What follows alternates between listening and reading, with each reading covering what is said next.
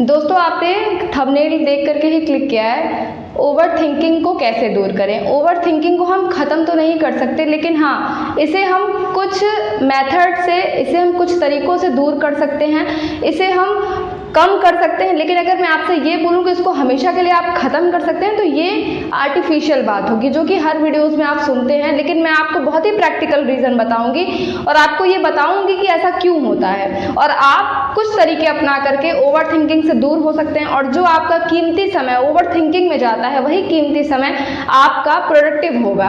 तो चलिए वीडियो को स्टार्ट करते हैं। अगर हम ओवर थिंकिंग की बात करें तो आज से 50 साल पहले ओवर थिंकिंग का नामो निशान नहीं था, लेकिन जैसे जैसे जनरेशन बढ़ती गई ओवर थिंकिंग एक नॉर्मल चीज़ हो गई है।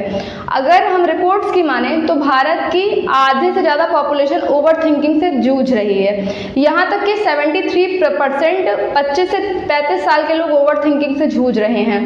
मतलब कि रिपोर्ट्स की माने तो ओवर थिंकिंग अब एक नॉर्मल चीज़ बन चुकी है, लेकिन यही ओवर थिंकिंग जब ज़्यादा होने लगती है तो हमें नुकसान भी होता है। अब हम दोस्तों ये जानते हैं कि ओवर थिंकिंग होता क्या है। तो ओवर थिंकिंग होता है किसी एक विषय को बार बार लगातार सोचना, या किसी एक विषय को लगातार उसके हर रूप का विश्लेषण करना, किसी एक विषय को उसके हर रूप को देखना और बार बार आपको एक अंतर्यामी की तरह आपको सोचना। आप कुछ भी सोच रहे हैं, उल जुलूल सोच रहे हैं, इसी को हम ओवर थिंकिंग बोलते हैं।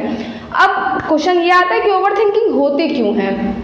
तो ओवर थिंकिंग कहीं ना कहीं हमारे पुराने एक्सपीरियंस से, और कहीं ना कहीं जो हम हर चीज़ को परफेक्ट चाहते हैं उसके लिए तभी तो होता है। हम ओवर थिंकिंग हमेशा भविष्य के लिए करते हैं, अतीत के लिए तो करते नहीं है, भविष्य के लिए करते हैं। और भविष्य के लिए हम कैसे करेंगे, तो अपने पुराने एक्सपीरियंस से करेंगे। जो हमने अभी तक देखा, सुना, समझा है, उससे ही हम ओवर थिंकिंग करते हैं। या तो हम अपने साथ कुछ गलत होने से डरते हैं और इसलिए हम ओवर थिंकिंग करते हैं। ओवर थिंकिंग अगर बहुत ज़्यादा होने लगती है तो नुकसान के तौर पर आपको सर दर्द होने लगेगा, आपकी हेल्थ डाउन होने लगेगी, और एंजाइटी, डिप्रेशन और स्ट्रेस तो इसके भाई बहन है। जो कि लगातार ये लगता है कि ओवर थिंकिंग कर करके, यानी कि एक ही विषय को सोच सोच के हम अपना भविष्य अच्छा कर लेंगे। लेकिन अगर आप फैक्ट्स की बात माने तो ओवर थिंकिंग करके हम अपने एक्शंस को खराब करते हैं। हमारे हाथ में जो है हम उसे नहीं करते हैं। और लोगों का कहना तो ये भी है कि ओवर थिंकिंग को ना हमने अपनी आदत बना लिया है। ओवर थिंकिंग को हम एंजॉय करते हैं। अगर हमें कोई काम करने का मन ना करे तो हम सोचते हैं यार इसके बारे में बैठ के सोचते हैं, और फिर हम अपने आप को क्या बहाना देते हैं कि यार मेरे पास तो एक तनाव है और मैं इस तनाव के बारे में सोच रहा था इसलिए मेरा समय बर्बाद हो गया, या तो मेरे पास इतनी बड़ी टेंशन है तो मैं आगे का काम कैसे करूं,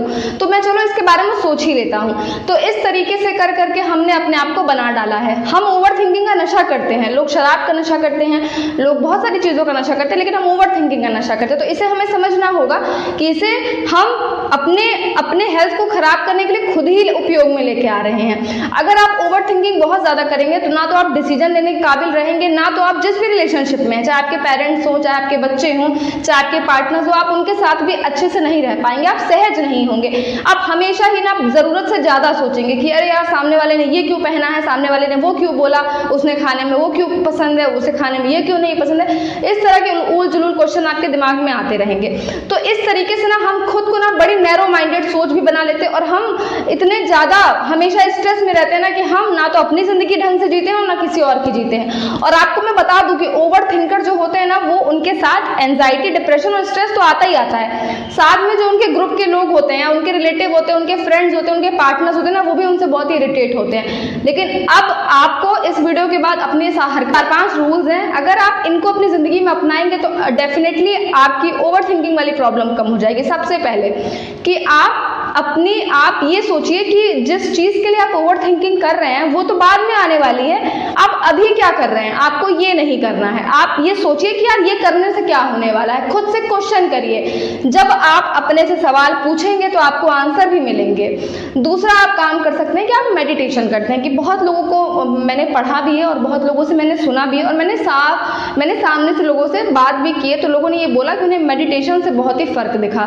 तो अगर आप मेडिटेशन कर सकते हैं तो आप मेडिटेशन करिए, शायद आप इस प्रॉब्लम से धीरे धीरे करके निकल सकें। तीसरी चीज़ ये है कि आप एक ओवर थिंकिंग का एक टाइम सेट करिए कि यार देखो, मुझे चाहे कोई भी डिसीजन लेना हो, मान लो आपको कोई पार्टी में जाना हो, 2 शर्ट आपके पास है, एक ब्लू एक रेड, तो अब इसमें आप ओवर थिंकिंग के लिए अपने आप से बोलिए कि मैं 5 मिनट में डिसाइड करूंगा, और फिर जो डिसाइड करूंगा उसके साथ मैं स्ट्रिक्ट खड़ा रहूंगा। तो ये आप कर सकते हैं, अपने डिसीजन के लिए सीमित समय खुद को दीजिए और उसे पूरा करिए। अगर ये भी आप अगर करेंगे तो धीरे धीरे करके ना आपकी ओवर थिंकिंग की जो टाइमिंग है वो पूछिए कि यार बुरा से बुरा क्या होगा, जितना मैं डर डर के मर के जी रहा हूँ, क्या इससे बुरा होगा?